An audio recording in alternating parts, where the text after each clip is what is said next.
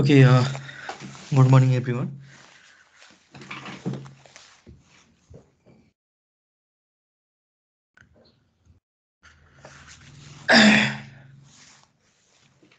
So, हिजो हामीले electrical breakdown in gases हेरेका थियौँ होइन. सो त्यसमा चाहिँ हामीले टाउनसेन्ड थ्योरी होइन टाउनसेन्डको थ्योरीलाई चाहिँ फोकस गरिरहेका थियौँ. आज हामी स्ट्रिमर थ्योरी हेर्छौँ. स्ट्रिमर थ्योरी भनेको टाउनसेन्ड्सको थ्योरीको ड्रब्याकलाई समेटेर बनाइएको थ्योरी हो होइन. सो टाउनसेन्डले चाहिँ जुन इलेक्ट्रोड ग्याप छ त्यसमा जुन एप्लाइड हुने जुन इलेक्ट्रिक फिल्ड छ त्यो युनिफर्म छ भन्छ है.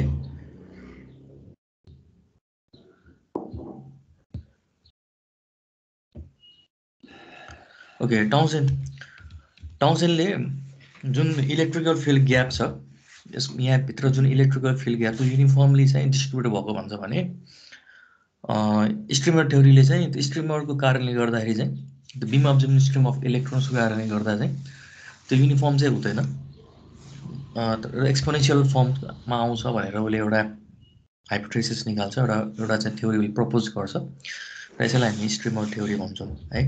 सो के टाउनसेन्डको केही ड्रब्याक्सहरू चाहिँ हेरौँ. जस्तो टाउनसेन्डले के भनेको छ भने जुन करेन्ट चाहिँ त्यसमा फ्लो हुन्छ त्यो चाहिँ प्योरली आइनेसनको कारणले गर्दा मात्र हुन्छ भन्छ होइन.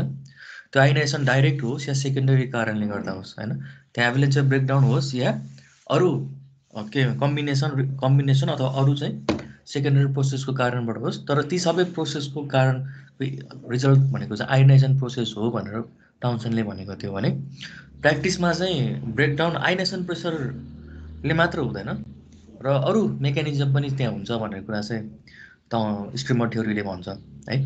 र प्र्याक्टिसमा चाहिँ के हुन्छ त भन्दाखेरि जुन ब्रेकडाउन छ त्यो चाहिँ आइनेसन प्रेसरमा मात्र डिपेन्ड नभइकन ग्यास प्रेसर र जुन ग्यापको जुन जियोमेट्री छ डिस्टेन्स मात्र होइन कि ग्यापको जियोमेट्रीले पनि डिटर्माइन गर्छ ब्रेकडाउन भनेर चाहिँ प्र्याक्टिसमा देखा परेको छ. र टाउनसेन्ड थ्योरीमा जुन आइनेसन प्रोसेस हुन्छ त्यो मेकानिजममा चाहिँ 10⁻⁵ सेकेन्डको चाहिँ टाइम लाग्छ भन्छ होइन ब्रेकडाउन हुनुको लागि.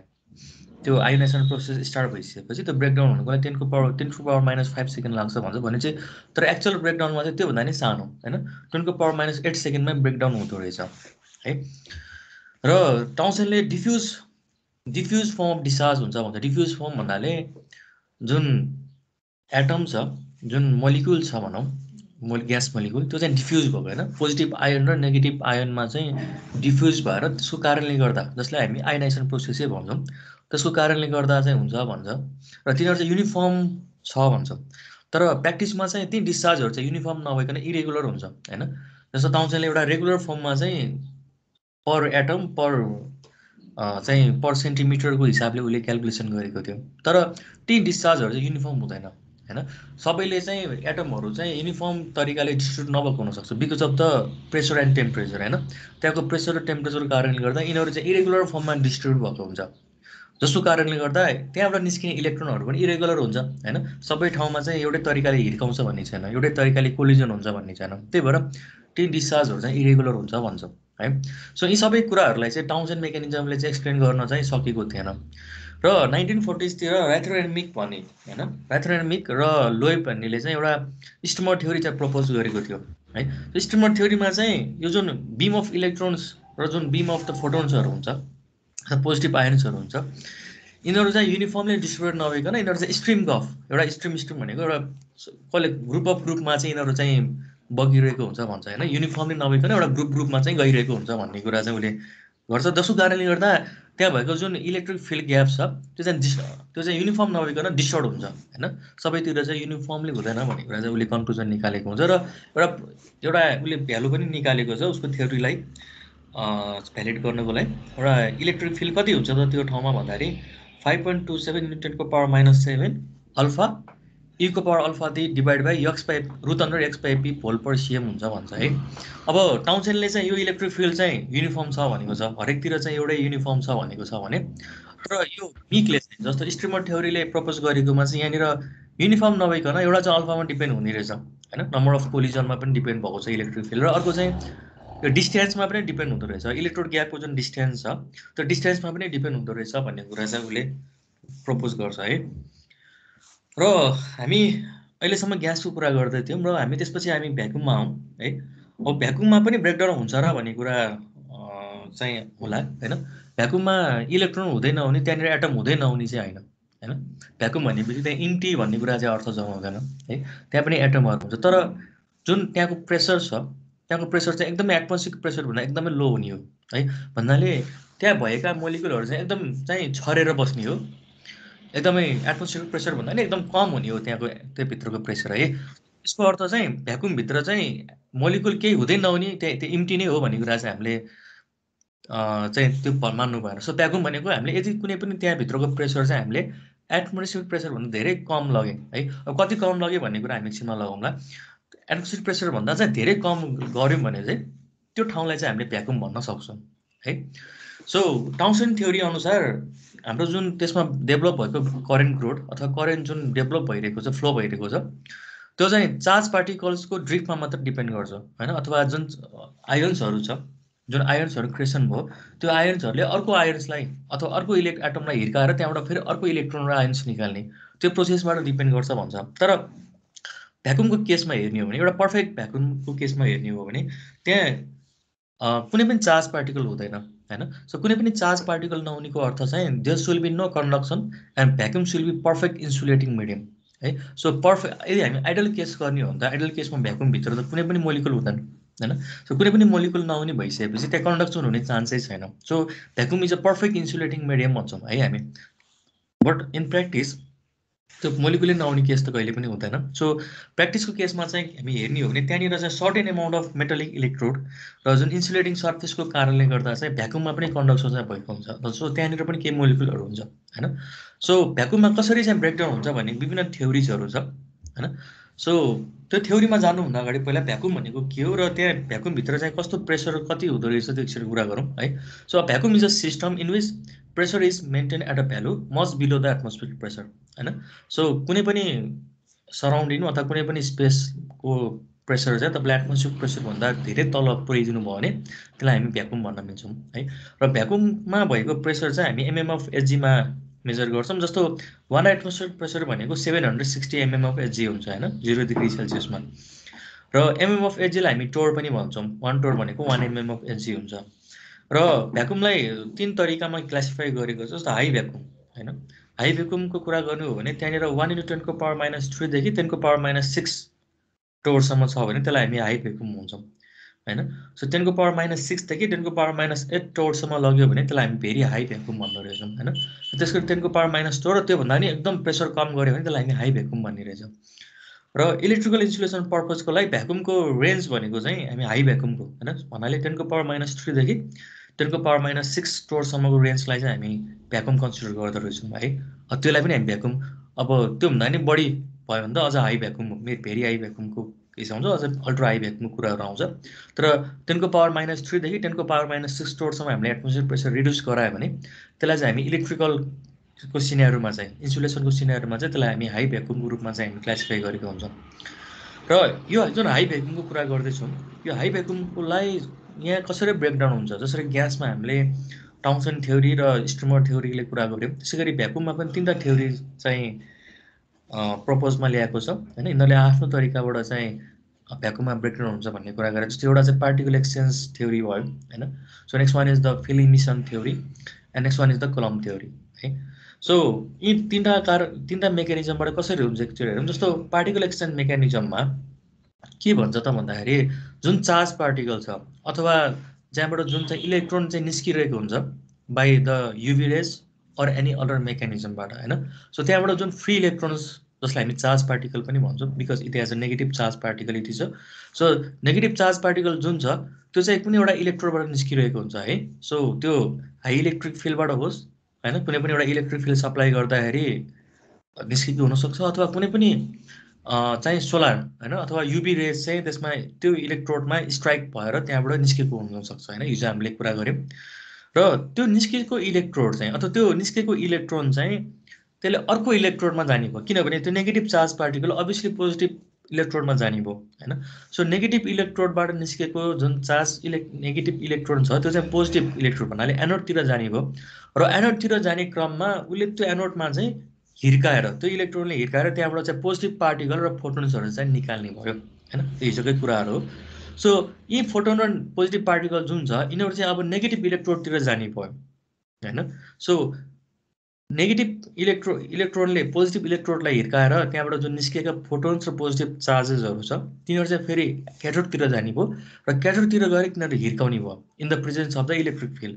र हिर्काउने बेला त्यहाँबाट फेरि अरू पार्टिकलहरू निकाल्ने भयो हैन। सो अरू इलेक्ट्रोन पार्टिकलहरू निकाल्ने भयो। सो यी पार्टिकल्सहरू नै यो एप्लाइड भोल्टेजको प्रेजेन्समा हैन यिनीहरू चाहिँ एसिलेटेड भएर यिनीहरूले चाहिँ नम्बर अफ इलेक्ट्रोन चाहिँ निकाल्ने हो। सो कुमुलेटिभमा हेर्ने हो भने यो प्रोसेस चाहिँ चेन रियाक्सन अनुसार जान्छ र चेन रियाक्सन अनुसार त्यहाँ चाहिँ भेरी हाई एमाउन्ट अफ चाहिँ त्यहाँनिर चार्ज पार्टिकलहरू एक्जिस्ट हुने भयो जसको कारणले गर्दा चाहिँ त्यो जुन ग्याप छ त्यो भ्याकुमको ग्यापमा पनि सफिसियन्ट एमाउन्ट अफ चाहिँ चार्ज पार्टिकल भइसकेपछि उसले चाहिँ कन्भक्सन गर्नको लागि एउटा सफिसियन्ट चाहिँ एउटा कन्डिसन चाहिँ प्रोभाइड गरिदिएको हुन्छ है। सो यसरी चाहिँ त्यो ग्याप चाहिँ अथवा त्यो भ्याकुम भएको ग्याप चाहिँ ब्रेकडाउन हुन्छ भन्ने कुरा चाहिँ एउटा पार्टिकल एक्सचेन्ज मेकानिजमले भनेको हुन्छ हैन। जस्तो एउटा यहाँ फिगर देखाएको छ। सो पार्टिकल एक्सचेन्ज मेकानिजममा यहाँनिर क्याथोडमा भएको जुन इलेक्ट्रोन छ यिनीहरू एनोडतिर गएर एनोडबाट चाहिँ उसले फोटोन र पोजिटिभ आयन्सहरू निकालेको हुन्छ हैन। सो फोटोनले फेरि यो क्याथोडतिर फोटोन भनेको पोजिटिभ चार्ज हो, पोजिटिभ आयन यिनीहरू पोजिटिभ चार्जहरू फेरि यतातिर क्याथोडतिर गएर फेरि यहाँबाट चाहिँ अरू इलेक्ट्रोनहरू अथवा अरू चाहिँ नेगेटिभ चार्ज पार्टिकलहरू निकाल्ने भयो। सो यो प्रोसेस चाहिँ कन्टिन्युसली हुन्छ र अल्टिमेटली चाहिँ यो नम्बर अफ चार्ज पार्टिकल चाहिँ भेरी हाई भइसकेपछि यो जुन एरिया छ यो चाहिँ ब्रेकडाउन हुन्छ भन्छ है भ्याकुमको। Okay, so next one is the field emission theory.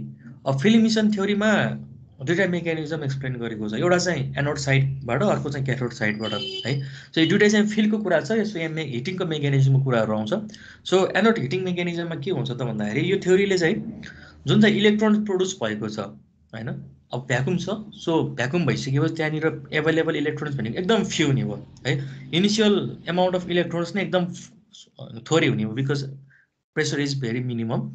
र जुन एकदम थोरै एमाउन्ट अफ इलेक्ट्रोन्स जुन प्रोड्युस भइरहेको छ क्याथोड साइडमा तिनीहरू चाहिँ यो टेम्परेचर राइज हैन ठोकिँदाखेरि कुनै पनि एउटा इलेक्ट्रिक फिल्डको प्रेजेन्समा ठोकिँदाखेरि बम्बार्डमेन्ट गर्ने बेलामा त्यहाँनिर चाहिँ टेम्परेचर राइज गरेको हुन्छ। र टेम्परेचर राइज गराउँदाखेरि जुन टेम्परेचर राइज भयो त्यो टेम्परेचर राइजले चाहिँ त्यहाँनिर भ्यापोराइजेसन गराउँछ भन्छ है। सो भ्यापोराइजेसन भन्ने एउटा टर्म आइरहेको हुन्छ अब यहाँ। सो भ्यापोराइजेसन भनेको टेम्परेचर राइज गरेर त्यहाँनिर एउटा सराउन्डिङमा चाहिँ एउटा चाहिँ एटमोस्फियर जस्तो एउटा क्रिएट गरिरहेको हुन्छ, एउटा ग्यासेसको एटमोस्फियर क्रिएट गरिरहेको हुन्छ। र ती ग्यासमा चाहिँ अथवा त्यो जुन भ्यापोराइजेसन भएको प्रोसेसमा चाहिँ ती भ्यापोराइजेसनहरूले चाहिँ एउटा चार्ज पार्टिकल चाहिँ क्यारी गरिरहेको हुन्छ है। सो यो जुन इलेक्ट्रोन्सहरू छ जुन स्मल एमाउन्टमा आएको इलेक्ट्रोन्सहरू यिनीहरूले चाहिँ त्यो भ्यापोराइजेसनमा भएको जुन ग्यास पार्टिकल अथवा जुन एटम्स छ त्यो भ्यापोराइजेसन भइसक्यो जुन त्यहाँनिर एउटा ग्यासको मोलिकुलहरू छ त्यो ग्यासको मोलिकुलहरूलाई चाहिँ आयोनाइज गरिदिनु भयो है यिनीहरूले in the presence of the electric field.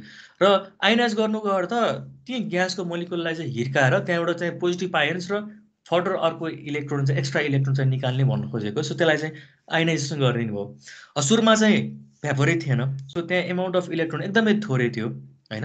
तर जुन चाहिँ क्याथोडबाट निस्केको थोरै इलेक्ट्रोन छ बाई एनी मेकानिजम हैन, चाहे त्यो इलेक्ट्रिक फिल्ड होस् चाहे त्यो युभी रेजको कारणले गर्दा जुन थोरै एमाउन्ट अफ इलेक्ट्रोन निस्केको थियो त्यो इलेक्ट्रोनले चाहिँ क्याथोडमा गएर चाहिँ हिर्काउने बेलामा त्यहाँनिर चाहिँ टेम्परेचर राइज गर्ने भयो है। सो योभन्दा अगाडिको मेकानिजममा चाहिँ के भएको थियो भने क्याथोड एनोडमा गएर हिर्काउने बेलामा एनोडबाट चाहिँ फोटोन र पोजिटिभ आयन निकालेको थियो। तिनीहरूले फर्दर अरू इलेक्ट्रोन्सहरू निकाल्यो र फर्दर अरू चार्ज पार्टिकल निकाल्यो भन्ने मेकानिजम थियो है योभन्दा अगाडिको थ्योरीमा चाहिँ। फिल्ड इमिसन थ्योरीमा चाहिँ जुन electron few amount of electron छ त्यसले चाहिँ क्याथोड एनोडमा हिर्काउने बेलामा इलेक्ट्रोन निकाल्ने त्यो बेग्लै कुरा हो। इलेक्ट्रोन निकाल्ने भन्दा पनि त्यहाँनिर हाई स्पिडमा हिर्काउने बेलामा त्यहाँनिर टेम्परेचर राइज गरेर त्यहाँनिर चाहिँ एउटा ग्यास मोलिकुलको एउटा भ्यापोराइजेसन भन्छ हामी त्यसलाई, एउटा एटमोस्फियर क्रिएट गरिरहेको छ। त्यो एटमोस्फियर भन्नाले चाहिँ एउटा ग्यासको एउटा मोलिकुलको एउटा कलेक्सन भनौँ न, क्लस्टर भनौँ न, एउटा क्लस्टर क्रिएट गरिरहेको छ भनेपछि त्यहाँ मोलिकुलै नभएको ठाउँमा मोलिकुल एकदम कम भएको ठाउँमा चाहिँ मोलिकुल एभाइलेबल भयो अब त्यहाँ बिकज अफ द ग्यास होइन, बिकज अफ द भ्यापोराइजेसन। र ती भ्यापोराइजेसन भएको जुन मोलिकुल ग्यास मोलिकुलहरू छ त्यसलाई चाहिँ अहिले एभाइलेबल भएको फ्यु इलेक्ट्रोन्सले चाहिँ आयोनाइज गरिदिनु भयो भनेपछि त्यहाँ अब एमाउन्ट अफ चार्ज पार्टिकल चाहिँ बढ्ने भयो होइन। सो एमाउन्ट अफ जुन चार्ज पार्टिकल अथवा पोजिटिभ आयन जुन क्रिएट भइरहेको छ त्यो फेरि क्याथोड साइडमा जाने भयो सो क्याथोड साइडमा गएर त्यहाँनिर फेरि के गर्ने त भयो भन्दाखेरि फर्दर इलेक्ट्रोन्सहरू चाहिँ इमिसन गराउने भयो। अनि यो प्रोसेस चाहिँ कन्टिन्युसली भएर चाहिँ एनोड साइडको हिटिङ मेकानिजमबाट हुन्छ भन्ने कुरा चाहिँ क्रिएट गरेको छ भन्नाले। अर्को भनेको क्याथोड साइड है। सो यो एनोड साइडको लागि यही कुरा गरेको छ, क्याथोडमा भएको इलेक्ट्रोनले यहाँनिर एनोडमा हिर्कायो र यहाँनिर चाहिँ भ्यापोराइजेसन गर्यो र जुन भ्यापोर अथवा भ्यापोर भनेको भन्नाले यहाँनिर ग्यास मोलिकुल हुन्छ भन्न खोजेको। सो यहाँ भएको ग्यास मोलिकुललाई चाहिँ यो इलेक्ट्रोनले चाहिँ आइनाइज गरिदियो हो। सो यो प्रोसेस चाहिँ कन्टिन्युसली भयो भन्न खोजेको। अर्को भनेको चाहिँ क्याथोड हिटिङ मेकानिजम है। सो क्याथोड हिटिङ मेकानिजममा चाहिँ के भनिन्छ त भन्दाखेरि जुन भ्यापोर क्लाउड छ जुन चाहिँ क्याथोडमा फर्म भएको हुन्छ, क्लस्टरको रूपमा बसेको हुन्छ, यिनीहरू थोरै एकदमै लुजली चाहिँ लुजली चाहिँ क्याथोडको साइडमा चाहिँ बसिरहेको हुन्छ यिनीहरू। र यो जुन मेकानिजम छ यो चाहिँ एनोड हिटिङ मेकानिजम पछि, जस्तो क्याथोडमा भएको थोरै जुन इलेक्ट्रोन छ त्यसले एनोडमा हिर्काइसकेपछि त्यहाँनिर एउटा भ्यापर क्रिएट भयो। भ्यापर क्रिएट भइसकेपछि जुन इलेक्ट्रोन छ, जुन क्याथोडबाट आइरहेको इलेक्ट्रोन छ त्यसले चाहिँ त्यो भ्यापरलाई आइनाइज गर्ने भयो। आइनाइज भइसकेपछि क्याथोड एनोड साइडमा जुन भ्यापर आइनाइज भइसकेपछि त्यहाँनिर फर्दर चाहिँ पोजिटिभ आयनहरू भयो। त्यो पोजिटिभ आयनहरू फेरि चाहिँ क्याथोडतिर जाने भयो because of the electric field हो। त्यो पोजिटिभ आयनले फेरि क्याथोडलाई हिर्काउने भयो, चाहिँ क्याथोडमा पनि बम्बार्डमेन्ट हुने भयो है। जसरी अघि नै एनोडमा हिटिङ एनोड साइडमा बम्बार्डमेन्ट भएको थियो, अहिले चाहिँ पोजिटिभ आयनले चाहिँ क्याथोड साइडमा हिर्काएर क्याथोड साइडमा पनि बम्बार्डमेन्ट हुने भयो। सो क्याथोड साइडमा पनि फर्दर चाहिँ के हुने भयो, आयन्स भ्यापोराइजेसन हुने भयो है। सो भनेपछि त्यहाँनिर पनि फर्दर आयनाइजेसन हुने भयो। सो जसरी अघि एनोड साइडमा हिटिङ भएको थियो अब चाहिँ क्याथोड साइडमा हिटिङ हुने भयो है। सो एनोड यो क्याथोड हिटिङ भनेको चाहिँ फेरि जहिले पनि एनोड हिटिङ पछि हुने कुरा हो होइन। एनोड क्याथोड हिटिङ मात्र हुने भन्ने कुरा चाहिँ हुँदैन। एनोड हिटिङमा भ्यापोराइजेसन भइसकेपछि त्यहाँबाट आएको पोजिटिभ आयनले चाहिँ फेरि क्याथोडमा हिर्काएपछि बल्ल चाहिँ क्याथोड हिटिङ हुने हो है। सो एनोड हिटिङलाई फलो गरेको हुन्छ क्याथोड हिटिङ मेकानिजम, ठिक छ। सो यसरी चाहिँ हाम्रो फ्री चार्जेसहरू चाहिँ एभाइलेबल हुन्छ भन्ने कुरा गर्छ। सो एनोडमा भएको जुन भ्यापोर छ यसमा आयनाइज भएको जुन पार्टिकलहरू छ यिनीहरू पार्टिकलले फेरि क्याथोड साइडमा हिर्काउने बेलामा यहाँ पनि बम्बार्डमेन्ट भएर यहाँ पनि भ्यापोराइजेसन हुने भयो। भनेपछि यहाँ पनि फ्री ग्यास मोलिकुलहरू हुने भयो। फेरि यी फ्री ग्यास मोलिकुलहरू चाहिँ इलेक्ट्रोन स्टिमले हिर्काएर फेरि आयनाइजेसन हुने भयो होइन। सो यसरी चाहिँ यो प्रोसेस चाहिँ कन्टिन्युस हुन्छ भन्ने कुरा हो। र यही प्रोसेसको कारणले गर्दा चाहिँ भ्याकुममा एभिडेन्स नम्बर अफ चाहिँ चार्ज पार्टिकल रहने भयो, जसले गर्दा चाहिँ यो चाहिँ कन्डक्सन मोडमा जाने भयो। अथवा अर्को फर्ममा अर्को भाषामा भन्नुपर्दा यो चाहिँ यहाँ भएको जुन भ्याकुम छ यो चाहिँ ब्रेकडाउन भयो भन्ने कुरा चाहिँ हामी भन्न सक्छौँ है। So last one is the clump mechanism. अब क्लम्प भन्नाले कुनै पनि एउटा मोलिकुलहरू चाहिँ लुजली चाहिँ बाउन्ड भएको हो होइन, कुनै एउटा सर्टेन इलेक्ट्रो सर्फेस। जस्तो यहाँनिर हामी एउटा हेर्न सक्छौँ, जस्तो यो एउटा क्लम्प छ, यो चाहिँ एउटा क्लम्प भनेको एउटा ग्रुप अफ द मोलिकुल हो र तिनीहरू चाहिँ लुजली एट्याच भएको हुन्छ होइन। एकदम थोरै मात्र त्यसमा इनर्जी दियो भने पनि त्यो चाहिँ त्यो सर्फेसबाट चाहिँ डिट्याच हुने भयो है। सो क्लम्प मेकानिजममा के हुन्छ भन्दाखेरि यो जुन लुजली एट्याच भएको जुन पार्टिकल छ यो चाहिँ मानव अहिलेलाई क्याथोड सर्फेसमा चाहिँ एट्याच भएको हामी मानिरहेछौँ है। सो यो यदि चाहिँ पोजिटिभ पार्ट हो भने यो क्याथोड साइडमा एट्याच भइरहेको हुन्छ। यदि यो क्लम्प चाहिँ यो ग्रुप अफ जुन ग्यास मोलिकुल छ यदि यो चाहिँ नेगेटिभ पार्ट हो भने यो चाहिँ एनोड साइडमा एट्याच भइरहेको हुन्छ है। सो क्याथोडमा मात्रै एट्याच हुन्छ भन्ने कुरा छैन। र यसरी क्लम्प भन्नाले हामीले कुनै पनि एउटा ग्रुप अफ चाहिँ ग्यास मोलिकुल जुन चाहिँ कुनै पनि सर्फेसमा लुजली एट्याच भएकोलाई हामी क्लम्प भन्छौँ। र यो क्लम्प चाहिँ यदि सर्टेन भोल्टेज तपाईँले एप्लाई गर्नुभयो भने यी पार्टिकलहरू चाहिँ डिट्याच हुने भयो होइन। सो यी पार्टिकलहरू चाहिँ डिट्याच हुने भयो र डिट्याच भएर यिनीहरू अपोजिट चार्जमा चाहिँ के हुने भयो, जाने भयो अथवा मुभमेन्ट हुने भयो। र मुभमेन्ट गर्ने क्रममा चाहिँ यिनीहरूले त्यहाँ भएका फ्री चार्जहरूमा चाहिँ के गर्ने भयो त भन्दाखेरि हिर्काउँदाखेरि बम्बार्डमेन्ट गरेर त्यहाँबाट फ्री चार्जहरू अथवा आयनाइजेसन गर्ने भयो भन्नु खोजेको हामीले अर्को भाषामा। सो यो जुन क्लम्प छ यहाँ फिगरमा पनि देखाएको छ। सो क्लम्पले यो जुन फ्री यो जुन लुजली एट्याच भएको क्याथोड साइडमा छ तपाईँले इलेक्ट्रिक फिल्ड एप्लाई गरिसकेपछि यिनीहरू चाहिँ जस्तो यो क्लम्प यदि पोजिटिभ चार्ज हो भने यो नेगेटिभ चार्जमा एट्याच भइरहेको हुन्छ हो।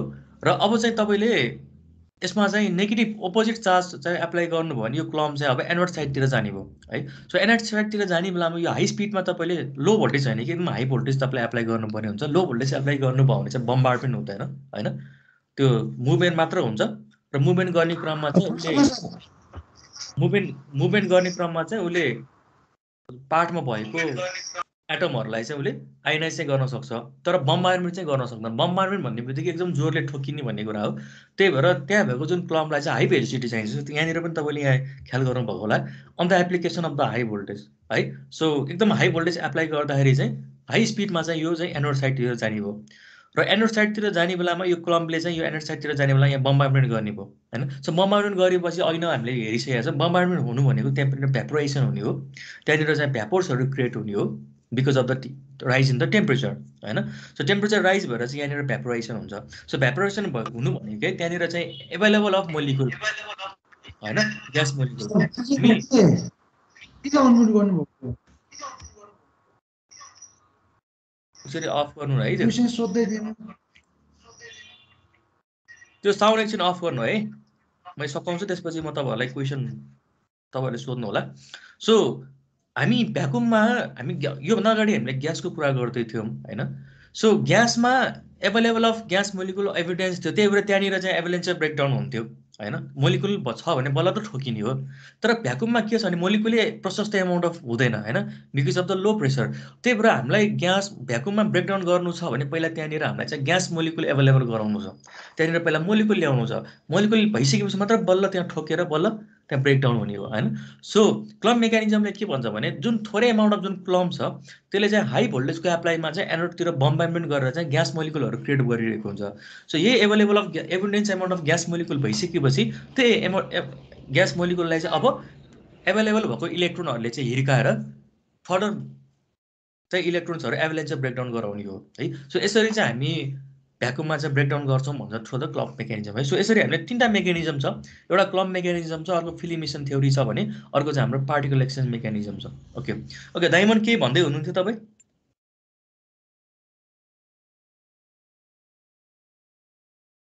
मैले सोधेको सर क्लम्प मेकानिजम बुझेन त्यही सोधिरहेको थिएँ। ओके क्लम्प मेकानिजम है। सो पहिला है सबैभन्दा पहिला तपाईँले बुझ्नुपर्ने कुरा चाहिँ हामी जति पनि यो हेर्दैछौँ यो भनेको चाहिँ हामी भ्याकुममा ब्रेकडाउन गर्दैछौँ हैन। सो भ्याकुममा ब्रेकडाउन हुनुको लागि त्यहाँनिर एभाइलेबल अफ इलेक्ट्रोन हुनु पर्यो हैन। So available of charge particle हुनु पर्यो र चार्ज पार्टिकल क्रिएट गर्नको लागि त्यहाँनिर मोलिकुलहरू हुनु पर्यो हैन, ग्यास मोलिकुलहरू हुनु पर्यो नि। जस्तो हामीले योभन्दा अगाडि ग्यासमा ब्रेकडाउन पढेका थियौँ। सो ग्यासमा त के हुन्छ, नर्मल हाम्रो ग्यासमा चाहिँ एभाइलेबल अफ मोलिकुल त धेरै हुन्छ र ती मोलिकुलहरूलाई चाहिँ थोरै इलेक्ट्रोन मात्र हामीसँग एभाइलेबल छ भने पनि तपाईँले इलेक्ट्रिक फिल्ड थोरै मात्र दिनुभयो भने पनि थोरै मात्र भोल्टेज सप्लाई गर्नुभयो भने पनि त्यो इलेक्ट्रोनले त्यो ग्यास मोलिकुललाई आयोनाइज गरेर फर्दर इलेक्ट्रोन्सहरू अथवा फर्दर चाहिँ चार्ज पार्टिकलहरू निकाल्थ्यो हैन। फर्दर पोजिटिभ आयोन र फर्दर नेगेटिभ आयोन निकाल्थ्यो र त्यसले फेरि करेस्पोन्डिङ क्याथोड अथवा करेस्पोन्डिङ चाहिँ इलेक्ट्रोडमा गएर उसले फर्दर अरू चार्ज पार्टिकल निकाल्थ्यो र यो प्रोसेस चाहिँ कन्टिन्युसली हुन्थ्यो र फर्दर लास्टमा चाहिँ एभालेन्स ब्रेकडाउन हुन्थ्यो हैन। तर हामी अहिले भ्याकुममा हामी कुरा गर्दैछौँ, भ्याकुममा ग्यास मोलिकुल त हुन्छ तर एकदम फ्यु एमाउन्ट आउँछ हैन। यिनीहरू प्रेसर एकदम कम भएको हुनाले यिनीहरू एकदम ऱ्यान्डम तरिकाले ओरिएन्टेड भएको हुन्छ र एकदमै थोरै हुन्छ। त्यो थोरै भएको मोलिकुलबाट चाहिँ हामीले ब्रेकडाउन गर्नै सक्दैनौँ। त्यही भएर हामीलाई के चाहियो त भन्दाखेरि त्यो स्पेसमा चाहिँ हामीलाई एमाउन्ट अफ मोलिकुलहरू बढाउनु पर्ने छ अथवा ग्यास मोलिकुलहरू त्यहाँनिर एमाउन्ट अफ ग्यास मोलिकुल चाहिँ बढाउनु पर्ने छ। त्यसको लागि क्लम्प मेकानिजमले के भन्छ त भन्दाखेरि थोरै एमाउन्ट अफ क्लम्प चाहिँ अथवा थोरै एमाउन्ट अफ चार्ज पार्टिकल चाहिँ यसरी सर्फेसमा एट्याच भएर बसिरहेको हुन्छ भन्छ हैन। सो कुनै चाहिँ त्यो एट्याच भएर बसिरहेको कुनै पार्टिकललाई चाहिँ तपाईँले हिर्काउने हो, त्यसलाई भेलोसिटी दिने हो हैन। त्यो भेलोसिटी दिनको लागि त्यसमा भएको चार्ज पार्टिकलको अपोजिट दिने त हो नि। सो तपाईँले एनोड र क्याथोडमा चाहिँ तपाईँले कुनै एनोड र क्याथोडमा तपाईँले हाई भोल्टेज एप्लाई गर्नुभयो भने यो क्लम्प चाहिँ यदि नेगेटिभ चार्ज पार्टिकल हो भने यो नेगेटिभ चार्ज पार्टिकल चाहिँ एनोडमा गएर ठोकिने हो हैन, अथवा यो पोजिटिभ चार्ज पार्टिकल हो भने पोजिटिभ चार्ज पार्टिकल चाहिँ एनोडबाट क्याथोडमा गएर ठोकिने हो। सिम्पली जहिले पनि इलेक्ट्रोडले त आफ्नो अपोजिट चार्जलाई तान्ने हो। सो तपाईँले एकदम हाई भोल्टेज एप्लाई गर्नुभयो भने यसरी कुनै पनि सर्फेसमा अड्किरहेको क्लम्प चाहिँ उसको अपोजिट चार्जमा गएर ठोकिन्छ। फर इक्जाम्पल अहिले यो क्लम्प तपाईँले नेगेटिभ चार्ज छ भने यो क्लम्प चाहिँ तपाईँले हाई भोल्टेज एप्लाई गरिसकेपछि यो क्लम्पहरू भनेको एउटा क्लस्टर त हो हैन, पार्टिकल क्लस्टर हो जुन चाहिँ एकदम लुजली एट्याच भएर बसेको हुन्छ सर्फेसमा। यी क्लम्पहरू चाहिँ गएर एनोडमा जोरले ठोकिने भयो। सो जोरले गरेर ठोकेपछि चाहिँ यहाँनिर टेम्परेचर राइज गर्ने हो, त्यसलाई हामी टेक्निकल भाषामा चाहिँ बम्बार्डमेन्ट गर्ने भन्छ। सो बम्बार्डमेन्ट भइसकेपछि यहाँनिर एकदम हाई टेम्परेचर राइज हुन्छ र हाई टेम्परेचर राइज भइसकेपछि के गर्छ त भन्दाखेरि यहाँको जुन मोलिकुलहरू छ, जुन एमाउन्ट अफ थोरै जुन चाहिँ पार्टिकलहरू छ त्यसलाई चाहिँ उसले भ्यापोराइज गरिदिन्छ हैन। र ठोकेपछि त भ्यापोराइज हुने हो नि, ग्यास त निस्किन्छ नि यहाँबाट। सो भ्यापोराइज हुनु भनेको अर्थ त्यहाँबाट चाहिँ ग्यास मोलिकुलहरू हामीलाई एभाइलेबल भएको। अब यो प्रेजेन्स भएको ग्यास मोलिकुललाई नै यी फर्दर थोरै भएको जुन इलेक्ट्रोनहरूलाई चाहिँ यो ग्यास मोलिकुललाई चाहिँ आयोनाइज गरिदियो भनेपछि हामीसँग अब नम्बर अफ इलेक्ट्रोन चाहिँ बढ्न थाल्ने भयो है। सो यो प्रोसेस चाहिँ रिपिट भइराख्ने भयो र अल्टिमेटली चाहिँ नम्बर अफ इलेक्ट्रोन्स र नम्बर अफ चाहिँ पोजिटिभ चार्ज चाहिँ धेरै हुने भयो, जसको कारणले गर्दा चाहिँ भ्याकुममा पनि एमाउन्ट अफ हाम्रो चार्ज पार्टिकल चाहिँ प्रशस्त हुने भयो, जसको कारणले गर्दा यसलाई चाहिँ हामी अब ब्रेकडाउन गर्न सक्छौँ। अर्को भाषामा यसलाई चाहिँ हामी अब कन्डक्सन मोडमा लगाउन सक्छौँ भन्न खोजेको। क्लियर छ? क्लियर भएको क्लम्ब मेकानिजम? हजुर सर। ओके, अब यो मेकानिजम क्लम्ब हामी भ्याकुममा पहिला हामी भ्यापोराइजेसनबाट इलेक्ट्रोन निकाल्छौँ र इलेक्ट्रोन भइसकेपछि अब यो ग्यास जस्तो भयो हैन। त्यहाँनिर भ्यापोराइजेसन भइसकेपछि अब यो यहाँको सर्फ स्पेस त अब भ्याकुम भएन नि, त्यहाँको स्पेस त अब ग्यास मिडियम जस्तो भइसक्यो। सो सुरुमा हामीले जसरी ब्रेकडाउन गरेका थियौँ ग्यास जस्तो एभरेज ब्रेकडाउनबाट ब्रेकडाउन गरेका थियौँ नि हैन। सो त्यहाँनिर विभिन्न चाहिँ एट्याचमेन्ट प्रोसेस छ, आयोनाइजेसन प्रोसेस छ। सो यी मेकानिजमबाट चाहिँ अल्टिमेटली चाहिँ हाम्रो भ्याकुम चाहिँ के हुने भयो, ब्रेकडाउन हुने भयो। तर ब्रेकडाउन गर्नको लागि पहिला चाहिँ के हुनु पऱ्यो, त्यहाँ ग्यास मोलिकुल चाहिँ पहिला क्रिएट गर्नु पऱ्यो। र ग्यास मोलिकुल कसरी क्रिएट हुन्छ भन्ने कुरा चाहिँ भ्यापोराइजेसनबाट हुँदो रहेछ है। चाहे त्यो क्लम्ब मेकानिजम होस्, चाहे त्यो फिल्म इमिसन मेकानिजम होस्, अथवा चाहे त्यो चाहिँ पार्टिकल एक्सचेन्ज मेकानिजम होस्, यी सबै पार्टिकलबाट त्यहाँनिर चाहिँ हामीले ग्यास मोलिकुल नै के हुने हो, sufficient amount of gas molecule चाहिँ त्यहाँ क्रिएट गराउने हुने हो है अल्टिमेटली चाहिँ। सो यसरी ग्यास मोलिकुल क्रिएट गराएपछि अब चाहिँ हामी त्यसलाई ब्रेकडाउन गर्ने हो है। सो यसरी चाहिँ हामी भ्याकुममा पनि ब्रेकडाउन गर्न सक्छौँ भन्ने कुरा चाहिँ यी तीनवटा थ्योरीले चाहिँ भनेको छ है। ओके, सो अब यसपछि चाहिँ हामी लिक्विडमा जान्छौँ हैन। सो हामीले ग्यासमा हेऱ्यौँ, ग्यासमा पनि हामीले टाउनसेन्ड र स्ट्रिमर हेऱ्यौँ। त्यसपछि हामी भ्याकुममा गऱ्यौँ, भ्याकुममा पनि हामीले क्लम्ब र अरू यो तीनवटा मेकानिजमहरू, एनोड हिटिङ, क्याथोड हिटिङको मेकानिजमहरू हामीले हेऱ्यौँ हैन। सो अब हामी लिक्विडमा जानुभन्दा अगाडि हैन, हामीसँग अब लिक्विड र सोलिड बाँकी छ। सो लिक्विडमा जानुभन्दा अगाडि जुन मैले तपाईँलाई हिजो एउटा मैले स्लाइड पनि अपलोड गरिदिइसकेको छु है। सो त्यो केही गर्नुभयो, न्युमेरिकलहरू केही हेर्नु र केही छ भने सोध्नु मैले भनेको थिएँ आज। च्याप्टर 6 को थियो होइन, त्यो सरी च्याप्टर 5 को थियो। केही हेर्नुभयो तपाईँहरूले? न्युमेरिकल चाहिँ प्र्याक्टिस गर्नुपर्छ है। तपाईँको न्युमेरिकल पनि झनै 45% जति आउँछ यसमा हैन। सो यी न्युमेरिकलहरू नै एकचोटि सरसरी मैले हेर्नु भनेको थिएँ तपाईँहरूलाई है। र आज हिजो ट्राई गर्नु र कन्फ्युज भएको कुराहरू चाहिँ आज सोध्नु भनेर मैले भनेको थिएँ। घरमा गर्छु भन्नुभएको थियो तपाईँहरूले है। सो त्यही भएर मैले हिजो गराइनँ। सो मैले सरसरी लगिरहेको छु, तर यो न्युमेरिकलहरू चाहिँ प्र्याक्टिस गर्नुपर्छ है। अब यहाँ प्र्याक्टिस गराउँदाखेरि टाइम जान्छ, तपाईँले घरमै प्र्याक्टिस गर्ने भन्नुभएको भएर गर्नुभयो कि भएन होइन। केही छ यो न्युमेरिकलमा ट्राई गर्नेहरूले अथवा गर्नेहरूलाई केही समस्या छ भने सोधौँ ल।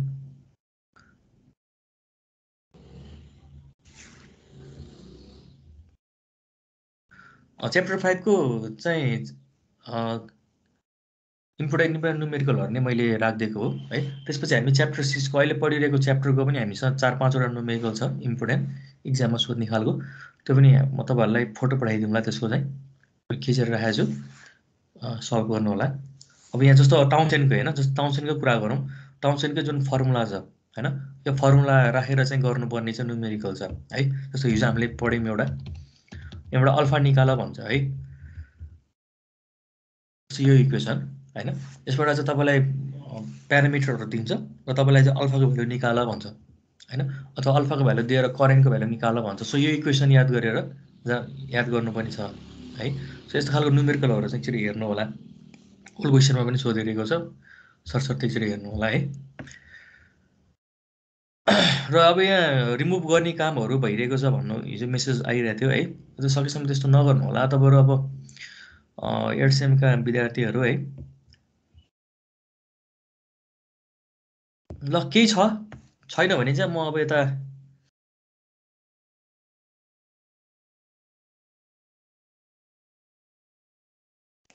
दावाको केही छ दावा? त्यो अघिको स्लाइड देखाउनु सर, को चाहिँ 16 को न्युमेरिकलको होइन, तपाईँले हेर्नुभयो कि भएन? कुरा त्यो हो कि मैले हेरेछु होइन। भन्नुहोस् त अब। त्यसमा योभन्दा मुनिको चाहिँ यो यसमा यो L12 यसको यसमा कन्फ्युज भयो के?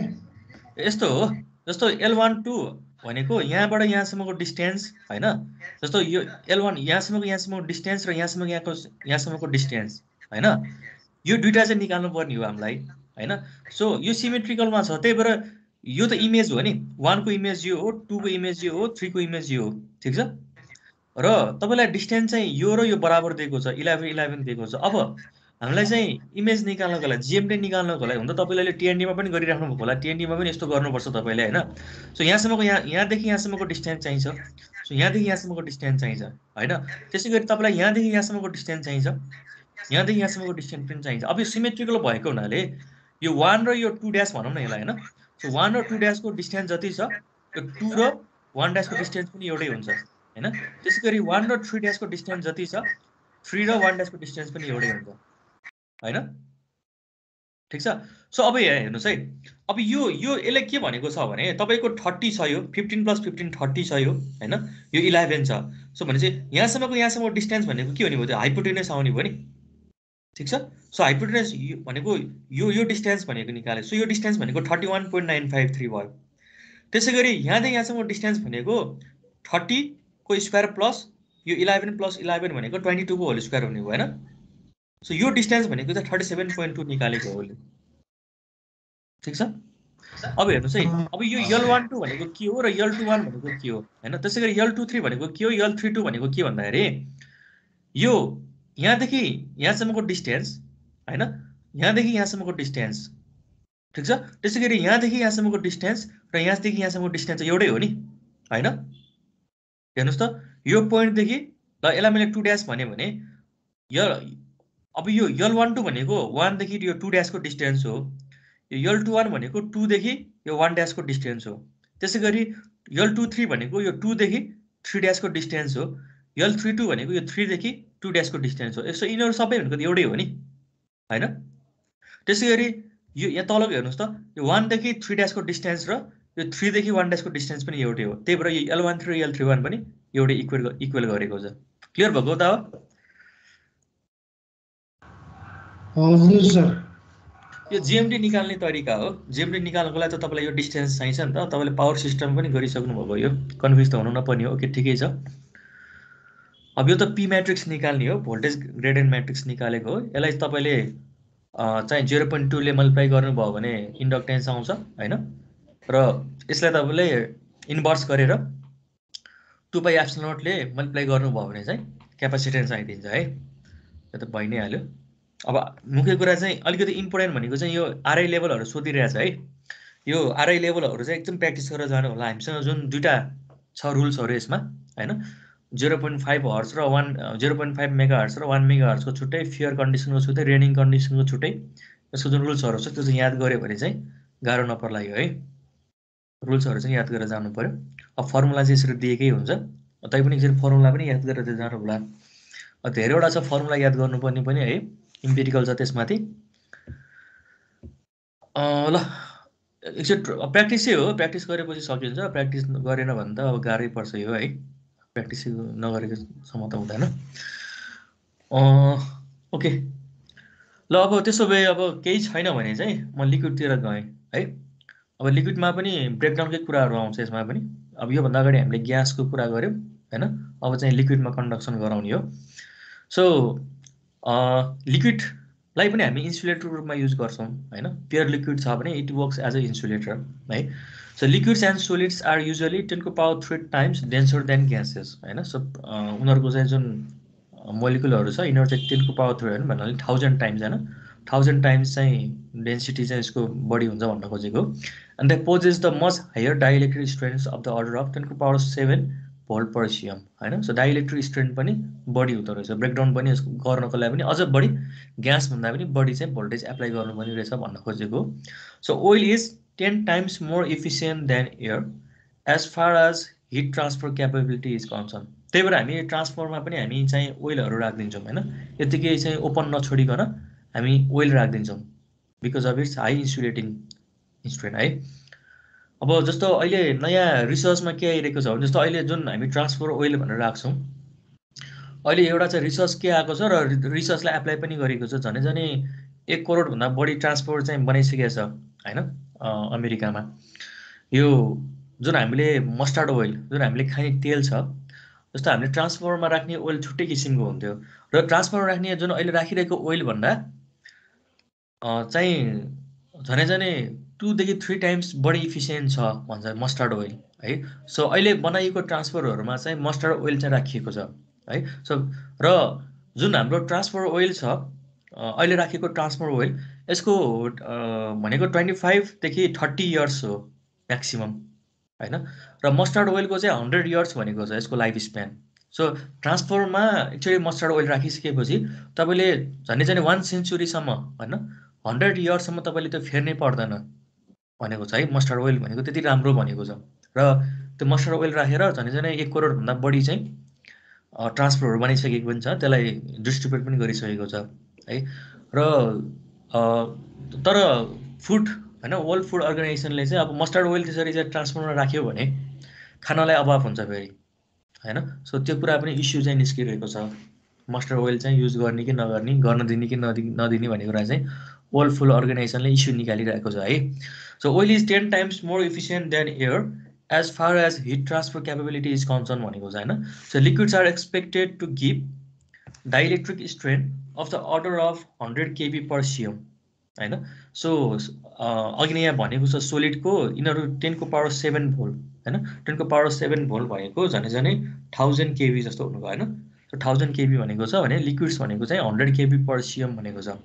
So liquid dielectrics acts as heat transfer agents in transformer and as arc quenching medium in circuit breaker भनेको छ होइन। सो आर्क क्वेन्चिङ गर्नको लागि पनि यिनीहरू चाहिँ युज हुन्छ। Transformer oil synthetic hydrocarbons and halogenated hydrocarbons are used for certain applications. For very high temperature, silicon oils and fluorinated hydrocarbons are used. Liquid dielectrics are a mixture of hydrocarbons and are weakly polarized भनेको छ है। So जुन लिक्विडहरू छ यिनीहरू चाहिँ weakly polarized। So polarise भनेको weakly polarized भनेको अर्थ यसको डाइइलेक्ट्रिक स्ट्रेन्थ चाहिँ बढी छ भन्न खोजेको, पोलराइज चाँडै नहुने होइन। सो चाँडै चाहिँ आयनाइजेसन नहुने भन्न खोजेको हो। So liquids when used for electrical insulation purpose, this will be free from moisture and other contamination है। सो जस्तो ट्रान्सफरकै कुरा गर्ने हो भने ट्रान्सफर राखेको ओइल चाहिँ यदि कन्टामिनेटेड भयो भने हामी त्यसलाई फेर्नुपर्छ होइन। सो त्यसले चाहिँ इन्सुलेसनको काम दिँदैन कन्टामिनेट हुने बित्तिकै होइन। सो मोइस्चर पनि त्यसमा हुनु भएन, सो मोइस्चर पनि फ्री अफ मोइस्चर हुनु पर्यो। Liquids as insulator further, some of the isomers of polychlorinated diphenyls, generally as ascarols, have been found to be very toxic and poisonous, and their use has been almost stopped.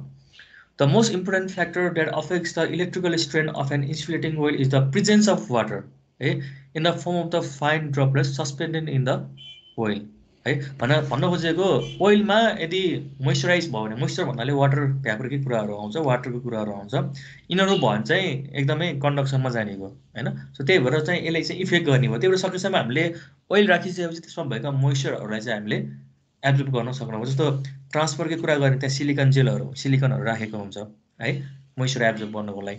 So presence of 0.001% water in transfer oil reduces its electrical strength to 20% of the dry value.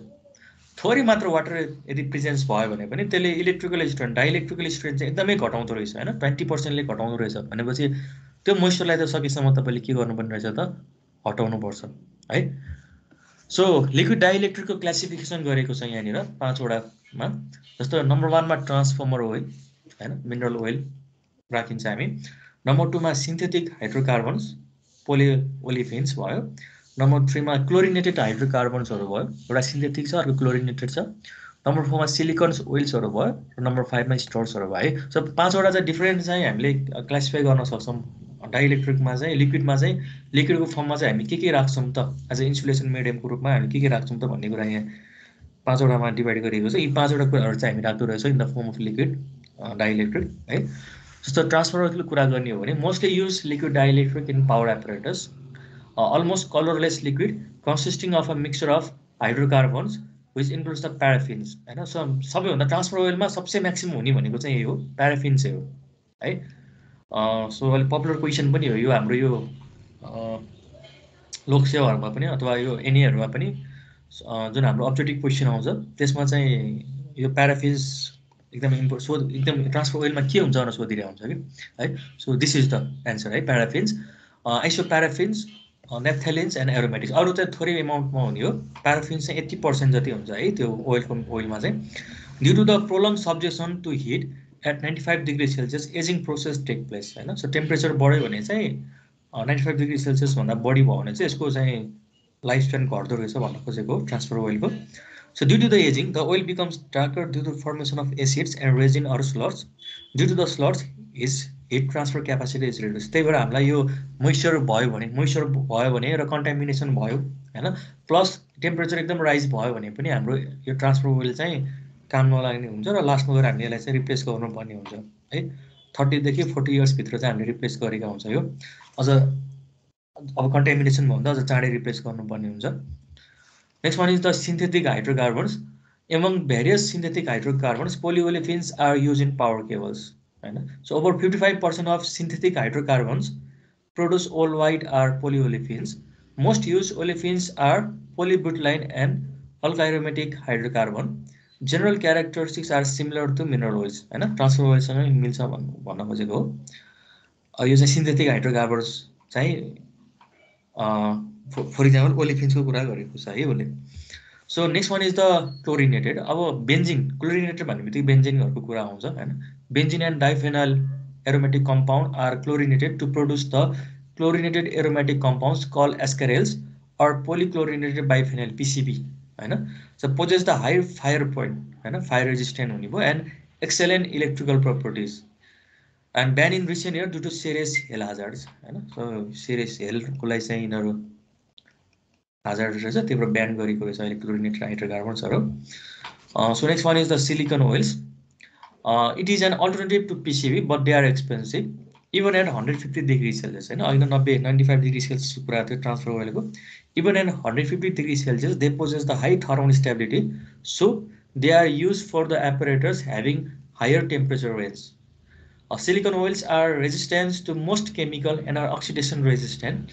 They can be used at higher temperature than mineral oils. Right? So silicon चाहिँ high टेम्परेचरमा चाहिँ हामी silicon oils use गर्ने रहेछ, तर expensive छ यो है। So last one is the ester. So natural ester such as the castor oil है, such as the castor oil have been used as a capacitor dielectric. Currently, two types of synthetic stars are being used, such as the organic stars and phosphate ester. Organic stars have high boiling points, good viscosity, temperature relationship, and are extensively used in the capacitor. Right? अतः हाम्रो जुन क्यापासिटरहरुमा use हुने रहेछ natural स्टरहरु चाहिँ। So phosphate stars have high boiling point and low flammability, and therefore are used in transformers that are to be installed in hazardous area. हैन? So fire लाग्ने ठाउँ अलिकति hazardous एरियामा चाहिँ हामी स्टरहरु युज गर्ने रहेछ। ट्रान्सफर्मर पनि ट्रान्सफर ओइल मिनरल ओइल नराखिकन हामी स्टरहरु युज गर्ने रहेछ। स्टर भन्नाले कास्टर ओइलहरु हो। ओके, सो अब यसको हामीले 5 वटा विभिन्न टाइप्सको अहिले करेन्टली युज, यो भन्दा अरु पनि छ लिक्विड डाइइलेक्ट्रिक हैन, तर करेन्टली चाहिँ मोस्ट चाहिँ फ्रिक्वेन्टली युज हामीले डाइइलेक्ट्रिक लिक्विडहरुको एक्जाम्पलहरु हेरौँ। सो हामीले ग्यासको डाइइलेक्ट्रिक मिडियम क्यारेक्टरिस्टिक्सहरु हेरौँ है। सो अलमोस्ट अल लिक्विड होस् या ग्यास होस् या सोलिड होस्, यिनीहरू सबैको क्यारेक्टरिस्टिक एउटै हुनु पर्यो हैन। सो इलेक्ट्रिकल प्रपर्टिज गुड हुनु पर्यो, हिट ट्रान्सफर एक्सेलेन्ट हुनु पर्यो हैन, केमिकली स्टेबल हुनु पर्यो हैन, र थर्मल पनि स्टेबल हुनु पर्यो, थर्मल स्टेबिलिटी पनि हुनु पर्यो, इन्भाइरोमेन्टसँग फ्रेन्डली हुनु पर्यो। यी सबै कुराहरू सबैको एउटै नै हो। So electrical properties are defined on the basis of the following parameters भनेको जस्तो relative permittivity, resistivity, loss tangents or its power. हामी लस टेन्जेन्टलाई हामी पावर फ्याक्टर पनि भन्छौँ है। टेन डेल्टा भनेको कस फाइ पनि हो। And ability to stand the high electric stress है। सो प्रेसर पनि कुरा आउँछ, त इन्भाइरोमेन्ट फ्याक्टरको कुरा पनि आउँछ। यी सबै कुराहरू चाहिँ हामीले ग्यास डाइइलेक्ट्रिकमा पनि पढेकै कुराहरू हो। सो पर्मिटिभिटीको कुरा गर्ने हो भने permittivity of most of the petroleum oils vary from 2 to 2.6 है, while those of the silicon oils from 2.0 to 773 भनेको छ है। In case of non polar liquids the permittivity is independent of the frequency, but in case of polar liquid such as water the permittivity changes with frequency भनेको छ है। For example the permittivity of water is 78 at 50 Hz and reduces to about 5 at 1 MHz है। So पर्मिटिभिटी चाहिँ घट्दो रहेछ frequency बढाइसँगै। So रेजिस्टिभिटीको कुरा गर्ने हो भने resistivity of insulating liquid is use for high voltage application should be more than 10⁻16 ohm metre है। So resistivity एकदम धेरै हुँदो रहेछ। Most of the liquids in their pure state exhibit this property भनेको छ है 10⁻16 को रेन्जमा हुँदो रहेछ ohm metre. So power factor or loss tangent है। So explain that loss tangent is also equal to the power factor होइन, justify गर भनेर तपाईँलाई सोध्न सक्छ। सो पावर फ्याक्टरलाई हामी लस टेन्जेन्ट पनि भन्छौँ, ठिक छ। सो यहाँनिर लस टेन्जेन्ट भनेको tan अफ, यहाँ तपाईँले देख्न सक्नुहुन्छ एउटा फ्याक्टर डेल्टा छ, एउटा फ्याक्टर फाइ छ होइन। सो भी र आईको जुन रिलेसन छ अथवा भी र आईको जुन एङ्गल छ र त्यसको कसलाई हामी पावर फ्याक्टर भन्छौँ होइन। सो कस अफ अहिले साई भनेको छ भने कस अफ साई भनेको हामी चाहिँ पावर फ्याक्टर भन्छौँ है। So power factor of the liquid dielectric under AC voltage will determine its performance under the load condition भनेको छ होइन। सो पावर फ्याक्टरले त्यो डिटरमाइन गर्दो रहेछ है। सो उसको डाइइलेक्ट्रिक सिस्टमलाई डिटरमाइन गर्दो रहेछ भनेको खोजेको छ। So power factor is a measure of the power loss and it's an important parameter in cable and capacitor system भनेको छ है। सो पावर फ्याक्टरले चाहिँ पावर लसले मेजर गर्छ भन्न खोजेको छ।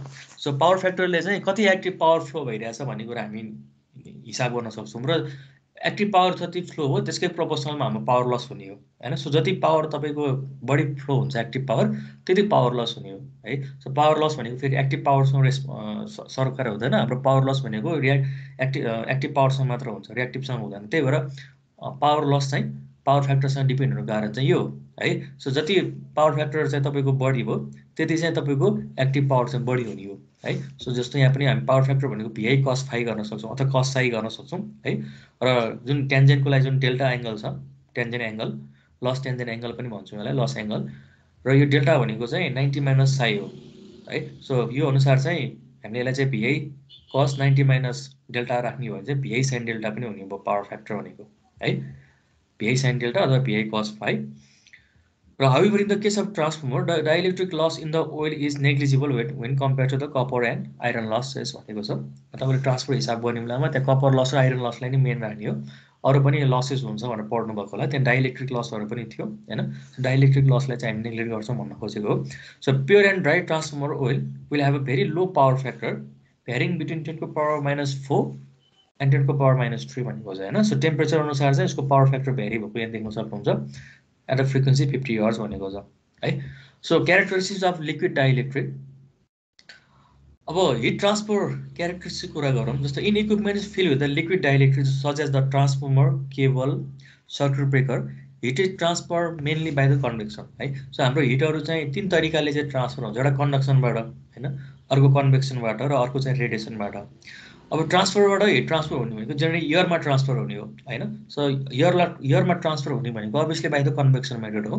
So under natural atmospheric condition cooling convection is given by n equal to F of K को power 3 AC by V होलको पावर इता गरेको छ होइन। सो के भनेको थर्मल कन्डक्टिभिटी भनेको छ, ए भनेको कोफिसियन्ट अफ एक्सपान्सन भनेको छ, सी भनेको स्पेसिफिक हिट पर भोल्युम भनेको छ होइन, र यो इटा भनेको एफिसियन्सी हो। यो भनेको 25 देखि 33% भन्न खोजेको, कति चाहिँ हुन्छ भन्न खोजेको। यो controlling factor for heat transfer thermal conductivity and the viscosity भनेको छ है। So higher thermal conductivity more is heat transfer भनेको छ। सो जति चाहिँ तपाईँको थर्मल कन्डक्टिभ बढ्यो त्यति चाहिँ तपाईँको यो कन्भेक्सनबाट हुने जुन हिट ट्रान्सफर चाहिँ बढ्छ भन्न खोजेको। A low value of K and high viscosity can lead to localize over heating. So thermal conductivity घट्यो भने चाहिँ तपाईँको यो जुन लोकलाइज हिटिङ छ यो चाहिँ बढ्न जान्छ भन्न खोजेको, र इभन द इलेक्ट्रिकल बर्नआउट हुनसक्छ भन्ने खोजेको। त्यही भएर थर्मल कन्डक्टिभिटी चाहिँ बढ्नुपर्छ भन्न खोजेको। सो यसको अर्थ चाहिँ तपाईँको हिट ट्रान्सफर चाहिँ राम्रो हुनुपर्छ भन्न खोजेको।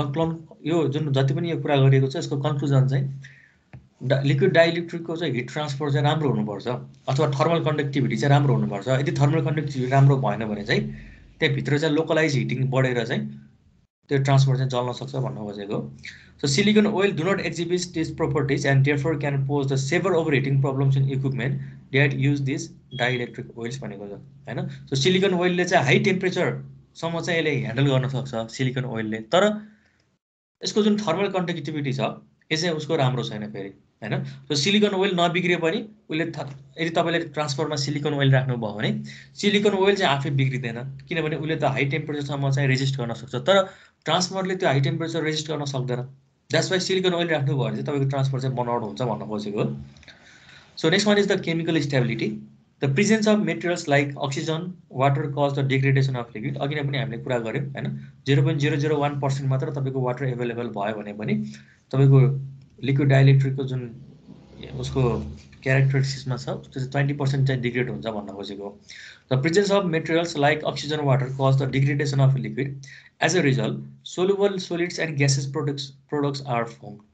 These products result the corrosion with the metal surface, deterioration of the electrical properties, increase the dielectric loss, discharge and arcing. So the liquids should be free from above mentioned material, hence should be chemically stable भन्न खोजेको। र oxygen वाटरहरू यिनीहरूसँग चाहिँ reaction हुनु भएन भन्न खोजेको हो यदि प्रेजेन्स भइहाल्यो भने पनि। And pure liquids and commercial लिक्विड्सको कुरा गरेको छ। Pure liquids are those which are chemically pure and do not contain any other impurity, जस्तो हेक्जेन हैन, एनहेक्जेन कुरा गरेको छ, त्यसै गरी heptane and other paraffin hydrocarbons. Commercial liquids are those which are not chemically pure, normally consist of mixture of complex organic molecules हैन, त्यसमा organic मोलिकुल्सहरू चाहिँ मिक्सचर भयो भने चाहिँ यी प्योर लिक्विड्समै अर्ग्यानिक मोलिकुल्सहरू मिक्स भयो भने त्यसलाई हामी कमर्सियल लिक्विड भन्यौँ। ओके, सो कमर्सियल लिक्विडमा कन्डक्सन र ब्रेकडाउनको कुरा गरौँ। जस्तो commercial insulating liquids are not chemically pure and have impurities like gas bubble, suspended particles etcetera. Impurities reduce the breakdown strength of these liquids considerably. In addition, when breakdown occurs in these liquids, additional gases and gas bubble are evolved and solid decomposition products are formed भनेको छ है। During the breakdown taking place in liquids, electrode surface becomes rough and explosive sounds are heard due to the generation of impulsive pressure through the liquids भनेको छ है। अब यी भनेको मेकानिजमहरू हो, रियाक्सन हुने बेलामा के कस्तो खालको इफेक्टहरू आउँछ भन्ने कुरा चाहिँ यहाँ भनिएको।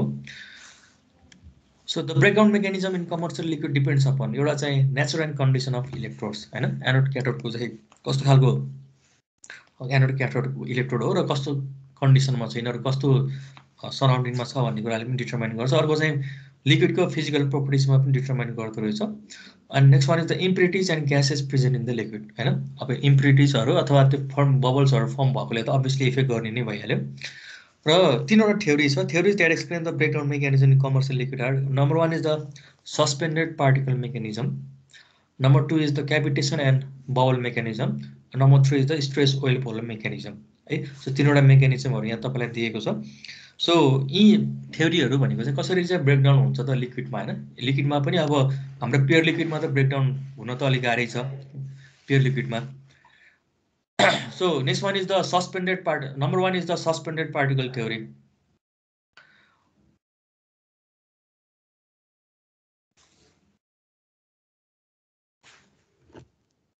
है।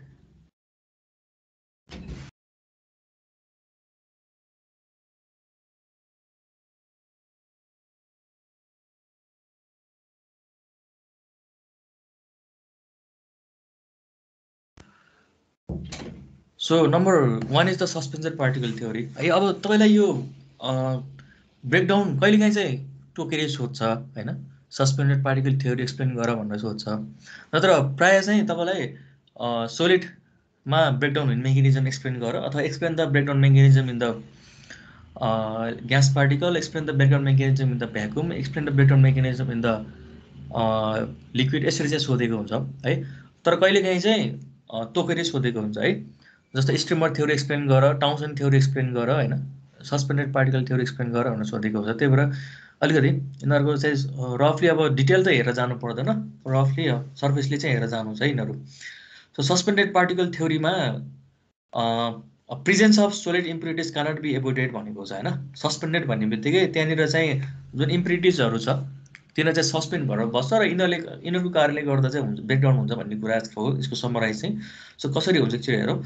The presence of solid impurities cannot be avoided, the permittivity of this particle SL2 will be different from the permittivity of the liquid हैन। सो लिक्विडको आफ्नै पर्मिटिभिटी हुन्छ र यी पार्टिकलहरूको आफ्नै पर्मिटिभिटी हुन्छ भन्ने कुरा छ। So the force experience by the impurities is given by F = SL2 - epsilon 2 minus epsilon 1 हो यो है। So epsilon 2 minus epsilon 1 divide by 2r cube 2 epsilon 1 plus epsilon 2 grade E square भनेको छ है। र आर भनेको चाहिँ रेडियस अफ द इम्प्युरिटिज भनेको छ, र ई भनेको चाहिँ इलेक्ट्रिक फिल्ड भनेको छ है। सो यहाँनिर चाहिँ यो एस्लाले चाहिँ फोर्स एक्सपिरियन्स चाहिँ चेन्ज गराउने भन्न खोजेको छ। सो जति तपाईँको यो सोलिड पार्टिकल्सको जति यो तपाईँले हेर्न सक्नुहुन्छ, यो एप्सिलन 2 जति तपाईँको बढी भयो त्यति चाहिँ फोर्स एक्सपिरियन्स कम हुन्छ, जति तपाईँको एप्सिलन 2 चाहिँ कम हुन्छ त्यति तपाईँको फोर्स एक्सपिरियन्स चाहिँ बढी हुन्छ। सो यो यसमा भएको जुन इम्प्युरिटिज छ त्यो इम्प्युरिटिजले गर्दाखेरि त्यसमा डेभलप हुने फोर्स अथवा त्यहाँ एक्जर्ट हुने फोर्स चाहिँ को एमाउन्ट चाहिँ घटबड हुँदो रहेछ, जसले गर्दा त्यो force is responsible for the electrical breakdown of फेरि होइन। सो त्यहाँभित्र कति फोर्स एक्जर्ट हुने भन्ने कुरा चाहिँ इम्प्युरिटिज जुन त्यसमा प्रेजेन्ट भएको इम्प्युरिटिजमा डिपेन्ड गर्दो रहेछ भन्न खोजेको यो फर्मुलाले। सो यहाँ हेरौँ, if epsilon 2 is greater than epsilon 1 होइन। So permittivity of particle is greater than permittivity of the liquid, this force is directed towards the area of the maximum stress भनेको छ होइन। So impurities in this case may be solid particle भन्न खोजेको। र if epsilon 2 is less than epsilon 1 होइन, जहिले पनि epsilon 2 भनेको लिक्विडको भन्दा सोलिडको बढी हुन्छ होइन, ग्यासको भन्दा लिक्विडको बढी हुने हो। सो एप्सिलन 2 चाहिँ यदि लेस देन एप्सिलन 1 भनेको अभियसली चाहिँ त्यो इम्प्युरिटिज भनेको चाहिँ के हुने हो, अहिले हामी लिक्विडको कुरा गर्दैछौँ त्यही भएर त्यहाँनिर प्रेजेन्स हुने भनेको एयर बबल हो, अभियसली ग्यासको कुराहरू आउँछ यहाँ। सो एप्सिलन 2 चाहिँ यदि लेस देन एप्सिलन 1 छ भने that is the permittivity of particle is less than permittivity of liquid, then at this condition this force is directed towards the area of minimum stress है। So impurities in this case may be the gas bubble भन्न खोजेको। So if the voltage is continuously applied that is the DC, or the duration of voltage is long, that is AC, then this force drives the particles towards the areas of maximum stress भन्नु खोजेको छ। If the number of particles present are large, they become aligned due to these forces and thus form a stable chain bridging the electrodes gap and ultimately causing a breakdown है। So summarize मा suspended particle theory ले के भन्छ भने यसले चाहिँ पर्मिटिभिटीलाई focus गरेको हुन्छ है। सो त्यसमा भएको जुन लिक्विडमा भएको जुन इम्प्युरिटिज कारणले गर्दा त्यसमा जुन सस्पेन्डेड भनेको फ्रिली चाहिँ त्यहाँ भएको इम्प्युरिटिजलाई जनाउन खोजेको हो। र लिक्विडमा जति पनि इम्प्युरिटिजहरू हुन्छ चाहे त्यो ग्यासको फर्ममा होस् चाहे त्यो सोलिडको फर्ममा होस् है, यदि सोलिड छ भने फोर्स चाहिँ म्याक्सिमम स्ट्रेस एभाइलेबल गर्छ, अथवा सोलिड छ भने त्यसले म्याक्सिमम स्ट्रेस एप्लाई हुने भयो। यदि ग्यास छ भने लिक्विडको भन्दा ग्यासको पर्मिटिभिटी कम हुन्छ, त्यही भएर फोर्स चाहिँ त्यति धेरै हुँदैन, उसको फोर्स चाहिँ मिनिमम स्ट्रेस चाहिँ एभाइलेबल गर्छ भन्न खोजेको, धेरै स्ट्रेस चाहिँ दिँदैन भन्न खोजेको यदि ग्यास छ भने चाहिँ। तर सोलिड छ भने चाहिँ धेरै स्ट्रेस दिन्छ भन्न खोजेको। तर सोलिड होस् या ग्यास होस् होइन, दुईटैले स्ट्रेस चाहिँ दिन्छ होइन, एउटाले धेरै दिन्छ एउटाले थोरै दिन्छ। तर यी इम्प्युरिटिजहरू यदि धेरै भयो भने होइन, सोलिड पार्टिकल्स पनि धेरै भयो ग्यास बबल पनि धेरै भयो भने त फोर्स एक्जर्ट त धेरै थप्दै जाने हो। सो त्यही भन्न खोजेको। सो यदि नम्बर अफ पार्टिकल्स चाहिँ एकदम धेरै भयो भने यी फोर्सहरू चाहिँ एलाइन भइदिन्छ एउटै पोइन्टमा होइन। सो एउटै पोइन्टमा एलाइन भएपछि त यो फोर्स एक्जर्ट पनि धेरै हुने भयो। सो त्यो फोर्स यदि धेरै एक्जर्ट भयो भने चाहिँ त्यसले चाहिँ ब्रेकडाउन गर्नमा हेल्प गर्छ। सो अल्टिमेटली यसले चाहिँ ब्रेकडाउन गरिदिन्छ भन्न खोजेको। सो सस्पेन्डेड पार्टिकल थ्योरीले चाहिँ यसरी एक्सप्लेन गरेको छ है। So if there is only a single conducting particle between the electrodes it will give rise to a local field enhancement depending on its shape. एउटा मात्र कन्डक्टिङ पार्टिकल छ भने चाहिँ उसको सेपमा चाहिँ डिटरमाइन गर्छ भन्न खोजेको। And if this field exceeds the breakdown strain of the liquid local breakdown will occur near the particle and this will result in the formation of the gas bubbles which may lead to the breakdown of the liquid भनेको छ है। So electric फिल्डले चाहिँ यदि चाहिँ त्यहाँ supply गरेको electric फिल्डले चाहिँ यदि लिक्विडको ब्रेकडाउन चाहिँ एक्सिड गर्यो होइन, सो तपाईँले लिक्विडको पनि एउटा लिमिट हुन्छ ब्रेकडाउन गर्ने, र त्यो ब्रेकडाउन लिमिट भन्दा चाहिँ यदि बढी तपाईँले इलेक्ट्रिक फिल्ड सप्लाई गर्नुभयो भने चाहिँ जुन भित्र भएको जुन पार्टिकल छ लिक्विडकै कुरा गर्ने हो भने पनि लिक्विडमा भएको जुन पार्टिकल छ त्यो लिक्विडमै भएको पार्टिकल चाहिँ लोकली ब्रेकडाउन हुन्छ।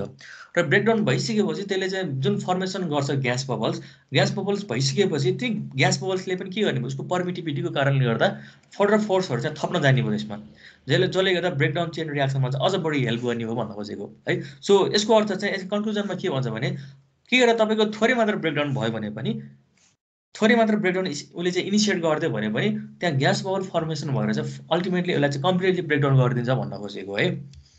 So next one is the cultivation and bubble theory. So this theory suggest that a change of the phase of the medium is involve in the breakdown process भनेको छ है। So कुनै पनि मिडियममा phase change भयो होइन, ग्यासबाट liquid अथवा लिक्विडबाट सोलिडबाट liquid होइन, अथवा लिक्विडबाट ग्यास, चाहे जुनसुकै फेज चाहिँ चेन्ज होस् त्यो फेज हुने प्रोसेसमा चाहिँ त्यहाँ ब्रेकडाउन प्रोसेस हुन्छ भन्न खोज्छ। अब के कारणले गर्दा चाहिँ ब्रेकडाउन प्रोसेस हुन्छ एकछिन यहाँ हेरौँ।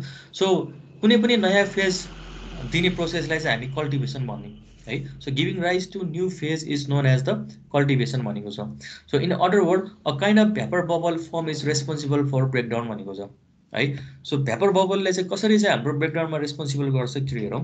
So for the formation of gas bubbles following process takes place भनेको छ है। सो नम्बर 1 मा gas pockets at the surface of electrodes है। सो इलेक्ट्रोड्सको जुन सर्फेसहरुमा चाहिँ ग्यासको पकेट्सहरु छ, ग्यासहरु चाहिँ फर्मेसन हुने भयो है। So gas vapours are produce due to the dissociation of liquid molecules भनेको छ है। सो लिक्विड मोलिक्युल्सहरु चाहिँ ग्यास भेपरमा चाहिँ कन्भर्ट भएको छ। सो लिक्विडबाट चाहिँ ग्यासमा कन्भर्ट भएको छ र लिक्विडबाट ग्यास भेपरमा कन्भर्ट हुने प्रोसेसमा जस्तो vaporisation of liquid from irregular surface of the electrodes हैन। सो इलेक्ट्रोडको इरेगुलर भनेको जहाँनिर चाहिँ पोइन्टेड छ, स्मुथ छैन, जहाँनिर पोइन्टेड छ ती पोइन्टेड ठाउँबाट चाहिँ भेपोराइजेसन हुन्छ जहिले पनि है। किनभने त्यहाँ सर्फेस एरिया कम भइसकेपछि ऊ चाहिँ ट्रान्जिसन गर्नलाई बढी हेल्प गर्छ है। सो जहाँनिर पोइन्टेड एरियामा चाहिँ जहिले पनि बबल्सहरु फर्मेसन हुन्छ, त्यही भएर है त्यहाँनिर चाहिँ बबल्सहरु स्टेबल भएर बसेको हुन्छ पोइन्टेड फर्ममा, ठीक छ। त्यही भएर vaporisation of liquids occurs from the irregular surface भन्नुको अर्थ इरेगुलर भन्नाले पोइन्टेड हामी अर्थ जनाउँछौँ। सो जहाँनिर चाहिँ अलि चुचो पार्टहरु हुन्छ ती पार्टहरुबाट चाहिँ हाम्रो लिक्विड चाहिँ भेपोराइजेसन स्टार्ट हुने हो। So once a bubble is formed, it will elongate in the direction of the electric field under the influence of the electrostatic force भनेको छ। सो बबल फर्म भइसकेपछि त्यो चाहिँ त्यो बबलको साइज चाहिँ ठुलो हुन्छ भन्न खोजेको। र ठुलो चाहिँ कुन एरियामा हुन्छ त भन्दाखेरि इलेक्ट्रिक फिल्डको डिरेक्सनमा हैन। सो इलेक्ट्रिक फिल्डको डिरेक्सनमा चाहिँ यो चाहिँ इलोंगेट हुन थाल्छ भन्न खोजेको। भनेपछि इलोंगेट हुनु भनेको अर्थ उसको साइज चाहिँ उसको टोटल भोल्युम चाहिँ सेम रह्यो तर उसको लेन्थ चाहिँ बढ्न खोज्यो हैन। सो भन्नाले ठुलो उसको जुन विड्थ चाहिँ घटेर लेन्थ चाहिँ बढ्यो भन्न खोजेको। So volume of the bubble यहाँ भनेको छ volume of the bubble remains the constant during the elongation. यसको अर्थ उसको एरिया चाहिँ घट्यो तर लेन्थ चाहिँ बढ्यो भन्न खोजेको। So breakdown occurs when the voltage drop along the length of the bubble becomes equal to the minimum value on Paschen's curve for the gas in the bubble भनेको छ है। सो यहाँनिर एउटा पोइन्ट हेर्नुहोस् त, breakdown occurs when the voltage drop along the length हैन। तपाईको length त बढ्दै गइरहेको छ, ऐनाको भन्दा अहिलेको लेन्थ त तपाईको बढ्दै गइरहेको छ, तर एक्रस द लेन्थ उसलाई ब्रेकडाउन गर्ने चाहिँ उसको वेट चाहिँ घटेको छ है। So breakdown occurs when the voltage drop along the length of the bubble becomes equal to the minimum value on the Paschen's curve for the gas in the bubble भनेको छ है। सो यो भनेको त्यो जुन बबल छ त्यो बबलको नि एउटा मिनिमम चाहिँ डाइलेक्ट्रिक ब्रेकडाउन स्टेट हुन्छ र यो डाइलेक्ट्रिक ब्रेकडाउन भनेको केबी पर सिएममा हैन। सो यो भनेको चाहिँ भोल्ट पर सिएम भोल्ट पर लेनको कुराहरु आउँछ। सो उसको लेन्थ चाहिँ बढ्दै गइरहेको छ तर उसको विड्थ चाहिँ घट्दै गइरहेको छ, जसको कारणले गर्दा सेम भोल्टेज तपाईले सप्लाई गरे भने सेम भोल्टेज तपाईले एप्लाई गरिरहेको कन्डिसनमा पनि तपाईको उसको लेन्थ बढ्दै जाने क्रममा उसको विड्थ घट्दै गएको हुनाले भोल्ट पर जुन सिएम छ त्यो चाहिँ बढ्दै जान्छ, जसको कारणले एउटा सर्टेन पोइन्ट पुगेपछि ऊ इलोंगेट हुँदै गइसकेपछि एउटा सर्टेन पोइन्टमा गएर चाहिँ त्यो यसको करेस्पोन्डिङ इलेक्ट्रिक फिल्ड चाहिँ एक्सिड गरिन्छ र त्यो ब्रेकडाउनमा चाहिँ जान्छ भन्न खोजेको। सो यहाँ एउटा फर्मुला भनेको छ the breakdown field is given as E naught equal to 1 by epsilon 1 minus epsilon 2 है।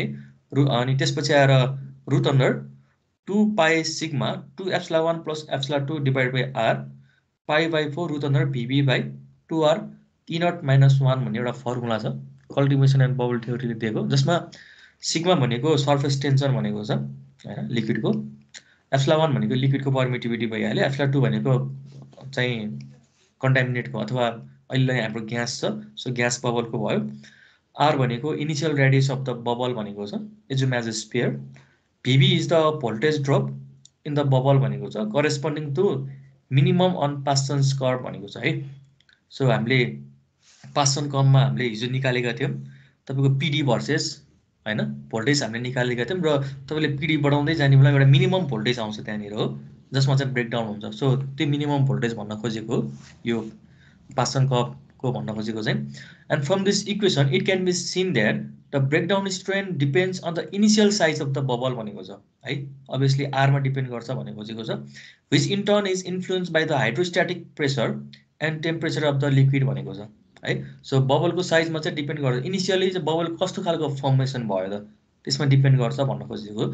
सो किनभने हाम्रो इलेक्ट्रिक फिल्ड चाहिँ जति त्यो इलोंगेट हुन सक्यो त्यति हाम्रो चाहिँ चाँडै हुने हो त्यति चाहिँ हाम्रो त्यो लेन्थ चाहिँ हाम्रो बढ्न जान सक्छ है सो लेन्थ जति बढ्छ त्यति चाहिँ हाम्रो जो विड्थ छ त्यो विड्थ चाहिँ हाम्रो घट्दै जाने हो त्यही भएर यहाँनिर हाम्रो जुन इनिसियल साइज छ इनिसियल साइजमा चाहिँ हाम्रो यो ब्रेकडाउन फिल्ड चाहिँ डिपेन्ड हुन्छ भन्न खोजेको छु यो फर्मुलाले पनि दिइरहेछ energy is inversely proportional to root under R भनेर दिइरहेको छ फर्मुलाले पनि so next one is the stress oil volume theory हैन स्ट्रेस भनेपछि प्रेसर परेको भन्न खोजेको छ त्यहाँनिर so in commercial liquids the breakdown strain is determined by the largest possible impurity or weak link भनेको छ है सो यहाँ एउटा पोइन्ट हेर्नुस् त the breakdown strain is determined by the largest possible impurity or the weak link भनेको छ so सबैभन्दा कमजोर लिङ्कको कुरा गरिरहेको छ उसले this theory is says that so अर्को भाषामा भन्नुपर्दाखेरि जहाँनिर बढी स्ट्रेस परेको छ त्यहाँनिर चाहिँ ब्रेकडाउन हुन्छ भन्न खोजेको खासमा यसले सो विक लिङ्कको अर्थ त्यो हो so this theory says that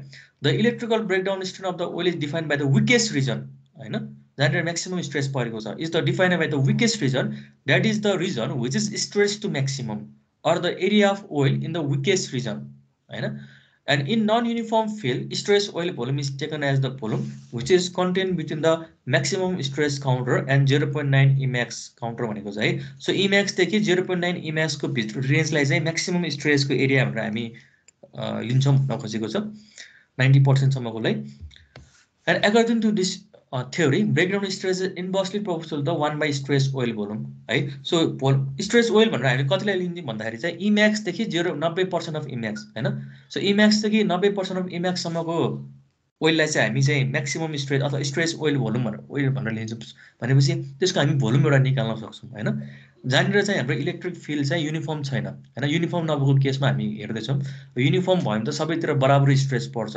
so stress oil volume theory भनेको नन युनिफर्म इलेक्ट्रिक फिल्डको कुरा गर्नु पर्यो र नन युनिफर्म इलेक्ट्रिक फिल्डमा कतै चाहिँ इलेक्ट्रिक फिल्ड 0 भइदेला कतै मिनिमम भइदेला हैन कतै चाहिँ म्याक्सिमम भइदेला अब इम्याक्स पनि 90% देखि 100% इम्याक्स सम्मको एरियालाई हामीले हेर्ने हो भने त्यो भोल्युमलाई हामीले लिने हो भने त्यो भोल्युम कति छ त हैन त्यो भोल्युम जति बढी छ त्यति चाहिँ हाम्रो ब्रेकडाउन स्ट्रेन चाहिँ घट्ने रहेछ so breakdown strain is inversely proportional to stress oil volume भनेको छ है so the breakdown voltage is highly influenced by the gas content in the oil the viscosity of the oil and the presence of the other impurities त अघि नै पनि भइसकेको कुराहरू नै हो ओके सो हामीले यहाँनिर टोटल हामीले यो लिक्विड डाइइलेक्ट्रिकमा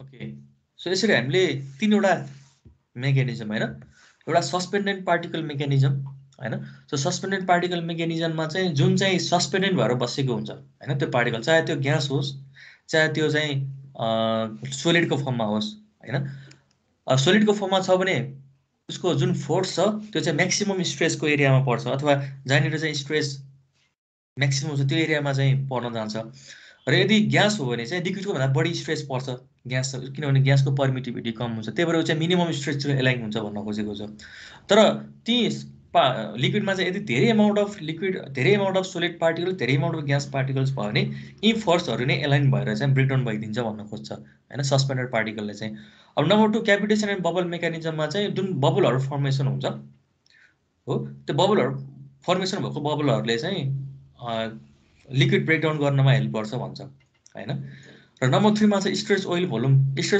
भनेको चाहिँ non uniform electric field apply गरेको केसमा जति तपाईको स्ट्रेस भएको कन्डिसन जति चाहिँ स्ट्रेस भएको रिजन छ ती स्ट्रेस भएको रिजनमा चाहिँ ब्रेकडाउन स्टार्ट हुन्छ भन्छ हैन सो ती स्ट्रेस पहिला चाहिँ त्यो स्ट्रेस म्याक्सिमम स्ट्रेस परेको ठाउँमा ब्रेकडाउन हुन्छ र त्यसले गर्दा चाहिँ फर्दर टोटल ब्रेकडाउन गरिदिन्छ भन्छ है सो यो तीनवटा मेकानिजम चाहिँ फरक मेकानिजम तीनवटा मेकानिजम फरक पाइन्छ हैन कुनैमा चाहिँ यो स्ट्रेस ओइल भोल्युम मेकानिजमले पनि सपोर्ट गरेको हुन्छ कुनैमा चाहिँ अब सस्पेन्डेड पार्टिकल मेकानिजमले सपोर्ट गरेको हुन्छ है कन्डिसन हेरी सिचुएसन हेरी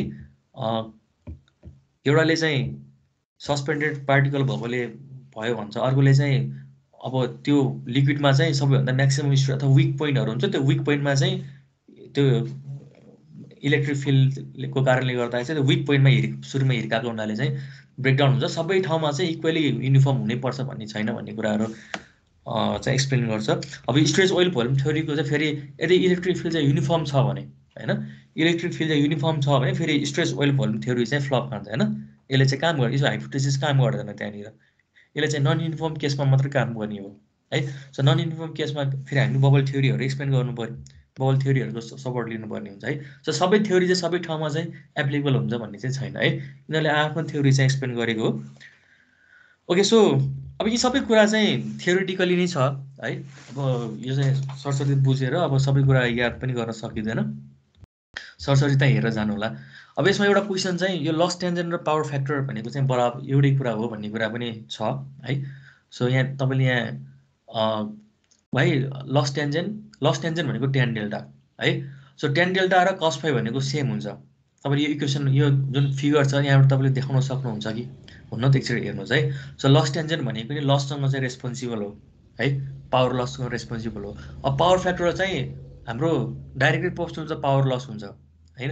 अब यो दुइटा रिलेसन चाहिँ तपाईँले इक्वेट गरेर चाहिँ एकचोटि यो पावर फ्याक्टर र लस टेन्जेन्ट भनेको एउटै हो कि होइन भनेर यसरी हेर्नु होला है, सरसरी एकचोटि हेर्नु होला, बुकमा पनि छ।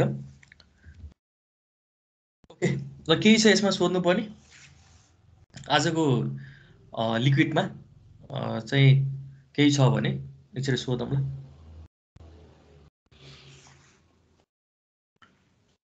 तपाईँलाई यो च्याप्टरबाट आउने क्वेसन भनेको चाहिँ 8 मार्क्सको हो है। अब 8 मार्क्समा पनि सोलिडको सोध्न सक्छ, लिक्विडको सोध्न सक्छ, ग्यासको सोध्न सक्छ होइन। नभए त टाउनसेन्ड थ्योरीको चाहिँ न्युमेरिकल सोधिदिन सक्छ, तर आउने चाहिँ 8 मार्क्सको मात्र हो है। ल लिक्विडमा केही छ यो आजको थ्योरीमा एक्सप्लेन गरेको थ्योरीमा केही छ भने सोधौँ ल। दावाको केही छ दावा? छैन सर, चाहिँ सरसर्ती हेर्नु होला है। अब यो डिटेली तपाईँले पढ्नु पर्दैन, डिटेली हेर्न पनि सकिँदैन, यिनीहरू सबै कुरा याद पनि गर्न सकिँदैन। तर अब इक्जाममा चाहिँ कसरी सोधिदिन्छ भन्दाखेरि यो सबै तपाईँले एक्सप्लेन गर्नुपर्ने हुन्छ फेरि होइन। सो सबैको चाहिँ यसको निचोड के हो त होइन, सस्पेन्डेड पार्टिकल थ्योरीले एक्चुअली भन्न खोजेको के हो त। अब यो सबै यो स्लाइडमा भएको सबै कुरा त लेख्न सकिँदैन। सो निचोड के हो त्यो सर्फेसली चाहिँ हेरेर जानु, यसको यसले भन्न खोजेको के हो सस्पेन्डेड पार्टिकल थ्योरीले होइन। सो यसको मेन मेन कुराहरू चाहिँ याद गरेर जानु होला होइन। 6-7 लाइन लेख्न सक्ने गरेर हरेकको त्यति कुरा चाहिँ हेरेर जानु होला है। यी फर्मुलाहरू चाहिँ याद गर्नु पर्दैन है, यो फर्मुलाहरू चाहिँ लेख्नु पर्दैन। अब यो बुझ्नलाई चाहिँ यसो सरसर्ती पढ्दा त भयो, तर याद गरिराख्नु पर्दैन यिनीहरू है। यी फर्मुलाहरू चाहिँ रिलेसन चाहिँ याद गर्दै हुन्छ होइन। फोर्स चाहिँ अब यो एक्सलाहरूसँग चाहिँ डिपेन्ड गर्दो रहेछ भन्ने कुरा रिलेसन चाहिँ एउटा थाहा पाइराख्नु रिलेसन चाहिँ, तर ठ्याक्कै एक्चुअल फर्मुला नै याद गर्नुपर्छ भन्ने छैन। सबै फर्मुला याद पनि गर्न सकिन्छ, धेरैवटा इम्पिरिकल फर्मुला पनि छ यो च्याप्टरमा, कति कुरा इक्जाम